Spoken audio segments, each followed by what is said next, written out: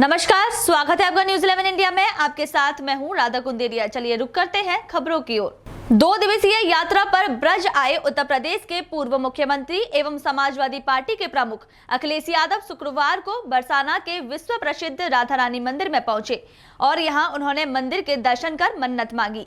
राधा रानी के मंदिर में दर्शनों के उपरांत पत्रकारों से रूबरू होते हुए अखिलेश यादव ने योगी सरकार के 4 साल के कार्यकाल को फ्लॉप बताते हुए जमकर खिंचाई की। उन्होंने कहा कि योगी सरकार उनकी सरकार में किए गए शिलान्यास, उद्घाटन और बाकी अन्य कार्यों का दोबारा से शिलान्यास व उद्घाटन कर उनका श्रेय ले रहे हैं। उन्होंने कहा कि पूरे देश में बेरोजगारी का आलम है। युवा पूरी तरीके से अपनी उम्मीदें सरकार के प्रति खो चुका है। वहीं किसान पिछले 100 दिनों से ज्यादा धरने पर बैठा हुआ है। बैंक बेच दी गई हैं। अपने उद्योगपति मित्रों को लाभ पहुंचाने के लिए किसानों पर अत्याचार किया जा रहा है। उन्होंने कहा कि 2022 में प्रदेश में हमारी सरकार बनने जा रही है। सरकार में आते ही ब्रजभूमि के महत्वपूर्ण स्थलों का सर्वांगीण विकास करते हुए उन्हें विश्व पटल पर ले जाने का काम किया जाएगा। राधा रानी मंदिर में पत्रकारों से बातचीत करने के बाद उन्होंने जगमोहन में आकर मंदिर की छटा को निहारा। इस दौरान उनके साथ मौजूद रहे वरिष्ठ पत्रकार विनीत नारायण ने मंदिर के आसपास की पहाड़ियों व मंदिर के धार्मिक महत्व की जानकारी से अवगत कराया। श्री जी मंदिर से दर्शनों के उपरांत समाजवादी पार्टी के राष्ट्रीय अध्यक्ष पैदल ही सीढ़ियों की रास्ते मंदिर से नीचे आए। इस दौरान उन्होंने मंदिर में दर्शन करने आए श्रद्धालुओं के साथ फोटो खिंचवाई। इस दौरान रास्ते में उनका समाजवादी पार्टी के उत्साही कार्यकर्ताओं द्वारा जोरदार स्वागत किया गया। जगह जगह उन्हें स्मृति चिन्ह देकर और पटुका पहनाकर एवं माल्यार्पण कर स्वागत किया गया। इसके बाद अखिलेश यादव कार द्वारा प्रियाकुंड स्थित रसिक संत विनोद बाबा के आश्रम में पहुंचे, जहां उन्होंने उनके साथ धार्मिक और आध्यात्मिक चर्चा की। इस दौरान उन्होंने वहां आश्रम में अपने साथी MLC सुनील सिंह राजन, उदय सिंह मालिक, पूर्व सांसद धर्मेंद्र यादव, वरिष्ठ पत्रकार विनीत नारायण सहित अन्य वरिष्ठ कार्यकर्ताओं के साथ प्रसाद भी ग्रहण किया। इसके बाद पूर्व मुख्यमंत्री का काफिला बाजना में होने वाली किसान महापंचायत के लिए कूच कर गया। पूर्व मुख्यमंत्री के आगमन को लेकर स्थानीय प्रशासन द्वारा सुरक्षा व्यवस्था के चाक चौबंद इंतजाम किए गए। प्रस्ताव था तो कई काम तो पूरे हुए हैं, लेकिन बहुत बड़ी संख्या में जो काम शुरू हुए थे 4 साल में भी भारतीय जनता पार्टी की सरकार वो पूरी नहीं कर पाई है। और उसका उदाहरण ये है कि राधा रानी मंदिर में जहाँ हम लोग खड़े हैं, बुजुर्गों के लिए, बच्चों के लिए जो सीढ़ी से चढ़ के नहीं आना चाहते हैं, जो बीमार हैं, जिनको हार्ट की दिक्कत है या अन्य कोई दिक्कत है, उनके लिए एक व्यवस्था की गई थी, रोप वे। 4 साल पूरे हो गए। सोचो ये सरकार कैसी सो रही है। ये सोने वाली सरकार है। आज जो जश्न मना रही है सरकार, मैं जानता हूँ कि मथुरा, वृंदावन में और जो आपकी रैली होने जा रही है किसान पंचायत, ये किसान पंचायत किसान तो जगा ही रहे हैं, लेकिन जनता भी जाग गई है और आने वाले समय में जनता इनको उत्तर प्रदेश से हटा दोबारा सत्ता में वापसी होती है अगर आपकी, और बरसाना राधा रानी के दर्शन करने आए तो राधा रानी से आपने ये प्रार्थना की सत्ता में वापसी होने के बाद बरसाना के लिए बरसाना को पलटा आप घोषित करेंगे। देखिए चंदा देने वाली भाषा भारतीय जनता पार्टी की है, लेकिन दक्षिणा देने की भाषा समाजवादी पार्टी की है। तो मैंने क्या मांगा है मैं नहीं बताऊंगा। तो बरसाने के लिए आप क्या देंगे वापसी? लेकिन मैं ये भरोसा दिलाता हूँ, जो मैं भाव पढ़ सकता हूँ आपके चेहरे पे और जो मैं जनता के बीच में देख रहा हूँ, जनता परिवर्तन चाहती है और जनता दुखी हुई है सरकार से। इसलिए दुखी हुई है कि आप सोचिए, बैंकें मार दी इन्होंने।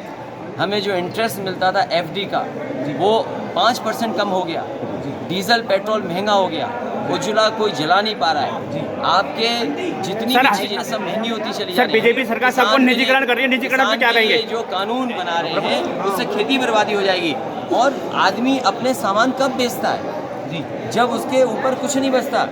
इन लोगों ने नोटबंदी करके, GST लागू करके और वैश्विक महामारी की वजह से हमारी पूरी अर्थव्यवस्था चौपट कर दी।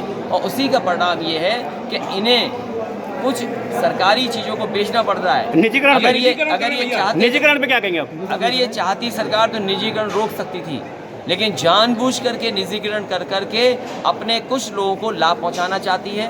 कुछ लोगों के माध्यम से पूरे देश की अर्थव्यवस्था को कब्जा करना चाहती है। ये बहुत बड़ी साजिश और षड्यंत्र भारतीय जनता पार्टी के है। और याद रखें, जिस समय निजीकरण होगा सबसे ज़्यादा गरीब पिस जाएगा।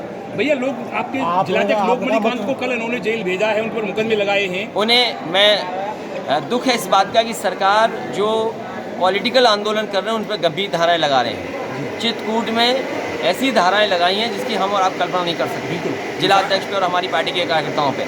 जब मैं कल मथुरा वृंदावन आया तो मुझे पता लगा कि हमारे जिलाध्यक्ष को उन्होंने जेल भेज दिया है। मैं सरकार से जानना चाहता हूँ जिन अधिकारियों ने उन्हें जेल भेजा है, कम से कम जनता ये जानना चाहती है कि अगर मुख्यमंत्री उद्घाटन का उद्घाटन कर रहे हैं, मुख्यमंत्री अगर शिलान्यास का शिलान्यास कर रहे हैं, उन पे कौन सी धारा लगेगी ये सरकार बताएगी। अगर उद्घाटन हो गया तो हम तो ये कहते हैं कि हमारे कामों का भी उद्घाटन मुख्यमंत्री जी ने किया है, हमारे कामों का भी शिलान्यास किया है। तो अगर उद्घाटन का उद्घाटन हुआ है, शिलान्यास का शिलान्यास हुआ, तो क्या मुख्यमंत्री जी आप सरकार में रहते हो, आपने बृहस्पति विकास परिषद का जो गठन किया था तो उसमें आगे आपकी क्या योजना रही है सरकार अगर सत्ता में आती है? खुशी होगी कि विनीत नारायण जी को मौका मिले, उन्होंने बहुत काम किया है और अगर वो काम को करने के लिए आगे आते हैं तो सरकार की मदद से पूरा सहयोग होगा। योगी सरकार के 4 वर्ष पूरे होने पर बरेली में भी भाजपा सरकार के सांसद, विधायकों और पार्टी नेताओं में भारी उत्साह देखने को मिला, जिसको लेकर बरेली के संजय कम्युनिटी हॉल में बड़ा कार्यक्रम किया गया, जिसमें यूपीसीबी के चेयरमैन तेजवीर सिंह पहुंचे और सरकार के विकास पुस्तिका का विमोचन किया गया। आपको बता दें कि आज बरेली में यूपीसीबी के चेयरमैन पहुंचे और संजय कम्युनिटी हॉल में विकास पुस्तिका का विमोचन किया गया, जहां पर बरेली के सभी विधायकों सहित पार्टी कार्यकर्ता भी पहुंचे और जनपद में 4 वर्षों में किए गए कार्यों के बारे में बताया गया और जिनमें कई कार्यों को लेकर जनता में लाभार्थियों को सम्मानित किया गया।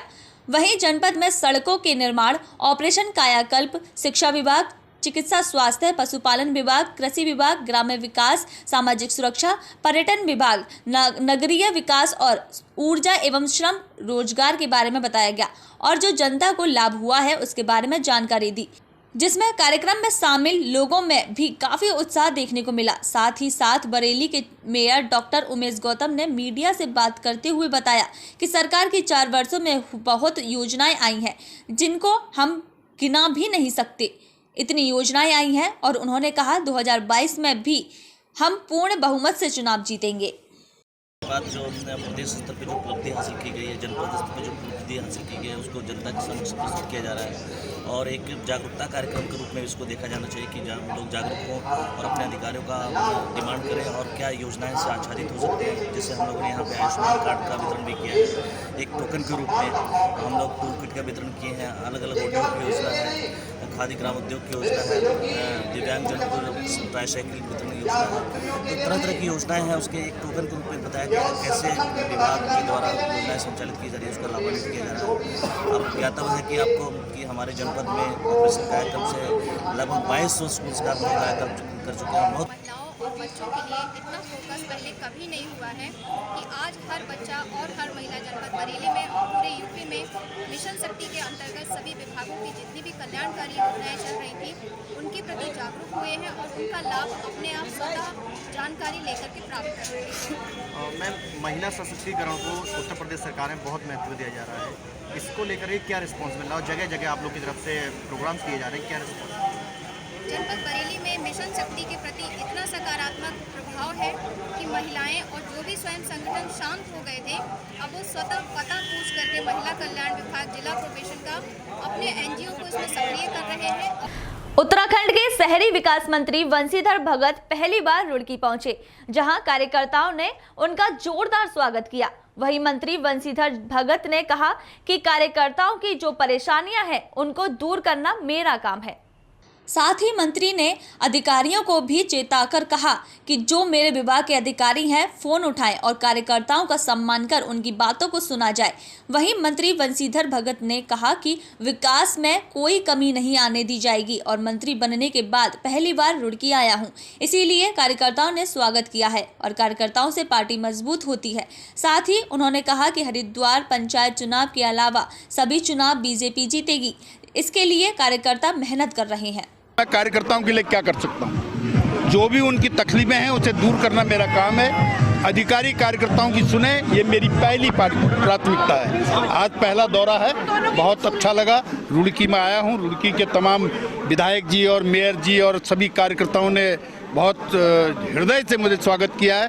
मैं उनका आभार प्रकट करता हूँ। चुनौती को हम स्वीकार करते हैं और हमारे कार्यकर्ता उस चुनाव को जीतेंगे। एक तरफ जहां केंद्र और राज्य सरकार शिक्षा को लेकर बड़े बड़े दावे करती नजर आती है, वहीं दूसरी तरफ धरातल पर पढ़ाई के नाम पर बच्चों के भविष्य के साथ संबंधित अधिकारी खिलवाड़ कर रहे हैं, जिसकी एक बानगी चौली साहबुद्दीनपुर गांव के जूनियर हाई स्कूल में देखने को मिली। आपको बता दें कि भगवानपुर के चौली साहबुद्दीनपुर गांव में राजकीय उच्च प्राथमिक विद्यालय है, जिसमें 145 बच्चे शिक्षा ग्रहण कर रहे हैं। लेकिन कहीं ना कहीं इन बच्चों के भविष्य के साथ शिक्षा के नाम पर खिलवाड़ हो रहा है, क्योंकि विद्यालय में इंग्लिश तथा विज्ञान पढ़ाने वाले कोई अध्यापक ही नहीं है। कुछ तो कोरोना महामारी के चलते विद्यालय बंद कर रहे और अब खुले भी तो इन बच्चों को पढ़ाने के लिए विद्यालय में अब अध्यापक ही नहीं है। दरअसल आपको बता दें कि अब से 2 वर्ष पहले इस विद्यालय में केवल 2 ही अध्यापक थे। साथ ही विद्यालय को पास में ही बने हाई स्कूल में अटैच करने की बात भी तत्काल खंड शिक्षा अधिकारी ने कही थी। उसके बाद ना तो यहाँ किसी और अध्यापक की व्यवस्था की गई और ना ही इस विद्यालय को दूसरे स्कूल में अटैच किया गया। पिछले वर्ष कोरोना के चलते अब तक विद्यालय बंद रहे, लेकिन अब खुले भी तो पढ़ाने के लिए शिक्षक ही नहीं है। कार्यकारी प्रधानाचार्य पदम सिंह ने बताया कि प्रोटोकॉल के अनुसार विद्यालय में 2 शिक्षकों की अति आवश्यकता है, लेकिन विभाग के बार बार विनती करने के बावजूद अभी तक कोई व्यवस्था नहीं हुई। इस बाबत खंड शिक्षा अधिकारी कुंदन सिंह से बात की गई तो उन्होंने बताया कि मुख्य शिक्षा सचिव के निर्देशों के अनुसार जनपद हरिद्वार के कक्षा 1 से 10 के सभी विद्यालयों का मर्जीकरण किया जा रहा है और जल्द ही राजकीय उच्च प्राथमिक विद्यालय चौली साहबुद्दीनपुर को भी अटैच कर दिया जाएगा। अब क्या होगा ये तो भविष्य के गर्भ में है, लेकिन एक बात तो साफ तौर से दिख रही है कि इस विद्यालय में पढ़ रहे 145 बच्चों के भविष्य के साथ खिलवाड़ हो रहा है। अभी के लिए बस इतना ही। मुझे दीजिए इजाजत, फिर मिलेंगे नई खबरों के साथ। देखते रहिए न्यूज़ 11 इंडिया। नमस्कार।